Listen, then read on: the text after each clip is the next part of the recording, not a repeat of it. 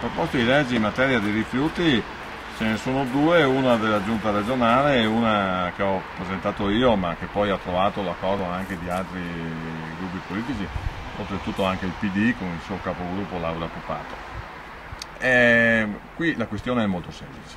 La giunta regionale vuole attribuire le competenze alle province, il progetto di legge che ho presentato io vuole attribuire, che poi è un progetto di legge dell'ANCI, vuole dare e lasciare le competenze ai comuni.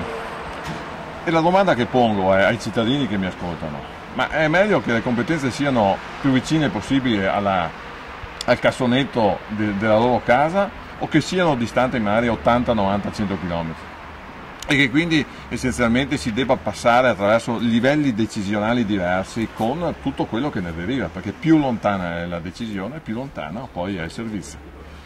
E allora io ho basato tutto il cuore della raccolta dei rifiuti, della tariffa, della gestione, dei servizi essenzialmente di natura diversa dai semplici rifiuti, tutta la differenziata, io ho basato proprio tutto sul cuore dei comuni, sulla loro associazione.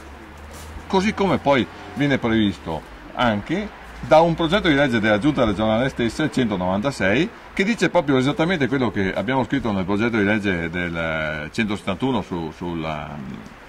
in contrapposizione, e che quindi o l'una è sbagliato o l'altro è giusto.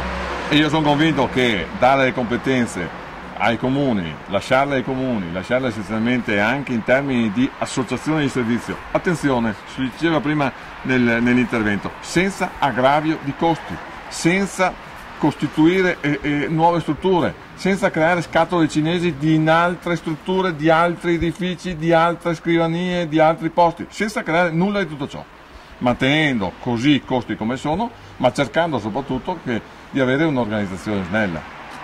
E l'appello che ho fatto in aula è che noi ci troviamo adesso a contrapposti. Il progetto di legge della Giunta regionale, che la Giunta non vuole ritirarlo, quello sui rifiuti, e il mio che è in 7ª commissione. Siamo tutti e due ai blocchi di partenza.